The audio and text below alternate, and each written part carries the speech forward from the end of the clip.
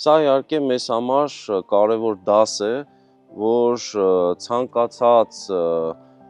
նույնիսկ լավագույն բանակցային սցենարի դեպքում ադրբեջանական կողմի նկատմամբ լիարժեք վստահություն ցուցաբերելը մեծագույն մոլորություն է։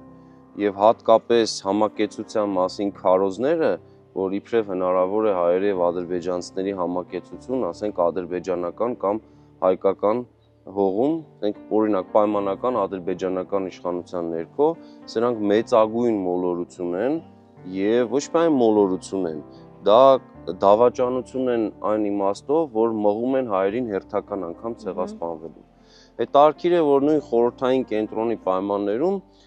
երկրորդ անձը խորհրդային իշխանության Նիկոլայ Ռիժկովը տարիներ անց իր տարակուսանքն էր հայտնում